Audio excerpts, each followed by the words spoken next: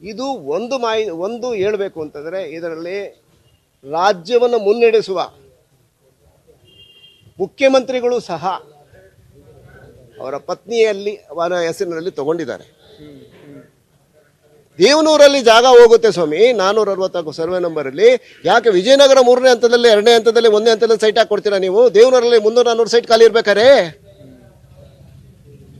ನನ್ನ ಪ್ರಶ್ನೆ ಇಷ್ಟೇ. ಯಾಕೆ ಅಲ್ಲಿಂದ ಯಾಕೆ ರದ್ದು ಮಾಡಬಾರ್ದು ಬೈರುತ್ತಿಯವರೇ? ಅಲ್ವಾ? ಹಿಂದಿನ ರದ್ದು ಮಾಡಿದರೆ ಬೇರೆಯವ್ರಿಗೆ ಏಟು ಬೀಳ್ತದೆ ಅಂತಲ್ಲ, ಅದಲ್ಲ. ತನಿಖೆ ಮಾಡಿ. ಪಾರ್ವತಿಯವ್ರಿಗೆ ಕೊಟ್ಟಿರೋದು ಇಲ್ಲೀಗಲ್ ಅಂತ ನಾನು ಹೇಳ್ತಾ ಇಲ್ಲ, ಲೀಗಲ್ಲೇ ಆಗಿರ್ಬೋದು. ಬಟ್ ಆ ಮೀಟಿಂಗಲ್ಲಿ ಆ ಸಭೆಯಲ್ಲಿ ನಡೆದಂಥ ನಿರ್ಣಯ ತಪ್ಪು ಅಂತ ಹೋದ್ಮೇಲೆ ಸೊ ಅಲ್ಲಿಂದಲೂ ತಗೊಳ್ಳಿ. ಹಾಗಾರೆ ಅಲ್ಲಿಂದ ನಡೆದಂಥ ಎಲ್ಲ ಪ್ರಕರಣಗಳು ತನಿಖೆ ಆಗಲಿ. ದಿನೇಶ್ ಅವ್ರ ತಲೆದಂಡ ಆಗುತ್ತೋ, ನಟೇಶ್ ಅವ್ರದ್ದು ಆಗುತ್ತೋ, ಇನ್ನೊಬ್ರು ಹಿಂದಿದ್ದವ್ರದ್ದಾಗುತ್ತೋ, ಬೇರೆ ಆಗಲಿ ಬಿಡಿ ಸರ್. ಅದನ್ನು ಸಂಪೂರ್ಣವಾಗಿ ಹೇಳಬೇಕು ಅಂದರೆ, ಯಾಕೆಂದರೆ ಒಬ್ಬ ಮುಖ್ಯಮಂತ್ರಿಗಳ ವಿರುದ್ಧ ನಾವು ಮಾಡಬೇಕು ಅಂದರೆ ಸಂಪೂರ್ಣ ದಾಖಲೆಗಳು ಹಿಡಿದು ನಾನು ಮಾತಾಡಬೇಕಾಗುತ್ತೆ. ಸೊ ಆ ಇಯರಲ್ಲಿ ಆಗಿರೋದಂತೂ ಸತ್ಯ. ಅದು 50-50 ಅನುಪಾತದಲ್ಲಿ ಆಗಿದೆ, ಅದು ನಿಜ.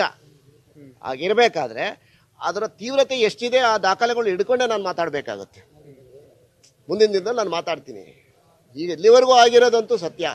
ಇವತ್ತು ಬೈರತಿ ಸುರೇಶ್ ಅವ್ರಿಗೆ ನಾನೊಂದು ಹೇಳ್ತಾ ಇದ್ದೀನಿ, ಇದನ್ನೇನಾದರೂ ಇವ್ರು 2 ವರ್ಷದ ಮಾತ್ರ ಏನಾರು ನಿರ್ಣಯ ತೊಗೊಳಕ್ಕೆ ಹೋದರೆ ನಿರ್ಣಯ ತಗೊಳ್ಳಿ, ನಿರ್ಧಾರ ಮಾಡಲಿ. ಬಟ್ ಕೇಸ್ ತನಿಖೆ ಮಾಡಲಿ.